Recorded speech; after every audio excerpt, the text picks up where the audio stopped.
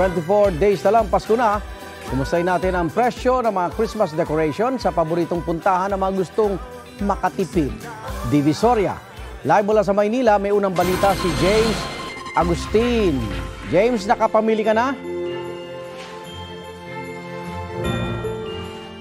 Gan, kompleto na yun nasa listahan natin pero hindi pa kompleto yung mismong Christmas shopping ko. Kaya dito sa Divisoria para sa mga kapuso natin na hindi pa kompleto yung mga Christmas decorations sa inyong mga bahay. Kung gusto nyo makamura at makakatawad pa kayo, the best na puntahan yung mga tindahan dito sa Divisoria sa Maynila.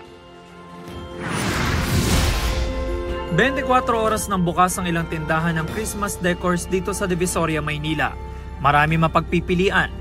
Ang Christmas tree, 550 pesos ang 4 feet, 2,500 pesos ang 8 feet, at mayroon din silang 15 feet na 7,000 pesos.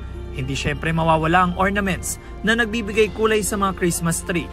Ang Christmas balls na 20 piraso ay 100 pesos hanggang 800 pesos depende sa laki. May ponsetya na 150 pesos hanggang 350 pesos ang 12 piraso, depende sa klase.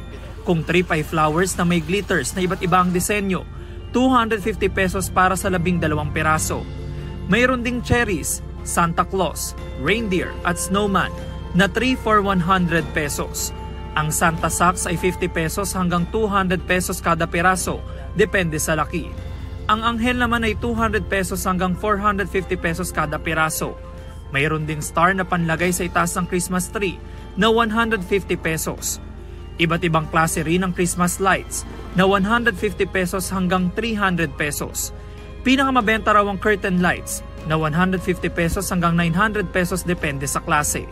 Sabi ng mga nagtitinda, matumal pa raw ang bentahan. Kaya si Joshua may early Christmas wish. Sana po kung itong pagpasok na itong December, sana po mas lumakas pa po siya. Pero kung gusto niyo pumunta dito sa Divisoria, bibigyan ko yung discount. Marami po na makakatawad po kayo sa akin. Pero kumpara last year, baka mas nabentahan? Mas mabenta po yung last year kasi...